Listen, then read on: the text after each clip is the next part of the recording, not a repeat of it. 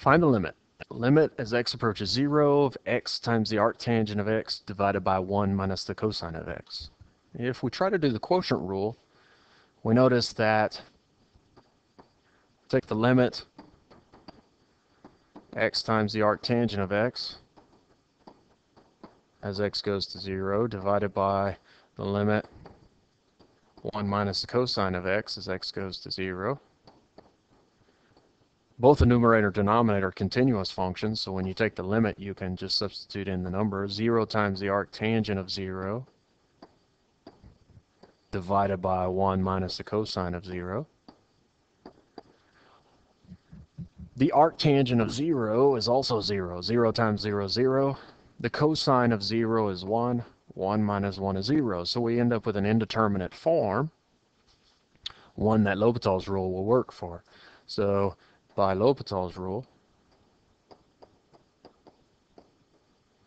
we get the limit as x approaches 0 of the derivative of the numerator, which requires a product rule.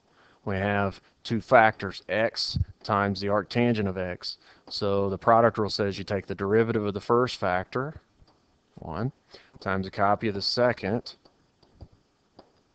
arctangent of x, minus a copy of the first, times the derivative of the second. The derivative of arctangent of x is 1 over 1 plus x squared, divided by the derivative of the denominator. Well, 1 minus cosine of x has derivative sine of x. Now if we try to take the limit, again, the numerator and denominator are both continuous functions, so we may calculate the limit by plugging in the 0. Arctangent of 0 minus 0 divided by 1 plus 0 squared divided by the sine of 0. Arctangent of 0 is 0. 0 divided by 1 is 0. And the sine of 0 is 0. So we still have an indeterminate form. Well, maybe if we try LHopital's rule one more time, we can get this thing knocked out.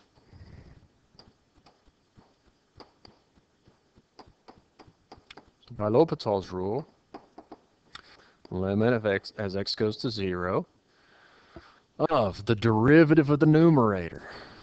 And this time we have this big thing here. The derivative arctangent is 1 over 1 plus x squared, the arctangent of x, that is, minus the derivative of x divided by 1 plus x squared. That's a quotient rule. So the quotient rule says you take the derivative of the numerator, which is 1, times a copy of the denominator, 1 plus x squared, minus a copy of the numerator, which is x, times the derivative of the denominator, 2x. All of that divided by the denominator squared. Divided by the derivative of the denominator. The derivative of sine of x is cosine of x. Simplifying some things. Let's simplify some things before we attempt to evaluate this limit here. 1 over 1 plus x squared minus, okay, x times 2x is 2x squared. X squared minus 2x squared is negative x squared. So this becomes 1 minus x squared divided by 1 plus x squared squared. And all of that is divided by the cosine of x. Okay, well that's a little better. Maybe we don't have to go much further. Notice again that the numerator and denominator are both continuous at 0, so we may take the limit by substituting in 0.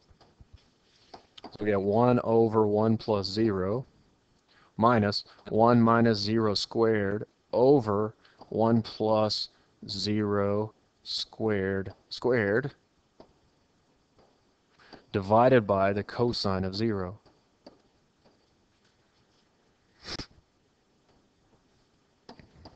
One over 1 minus, again, 1 over 1 divided by cosine of 0 is 1. Okay, well this becomes 0 over 1, which is 0. So our limit actually does exist, and it equals 0.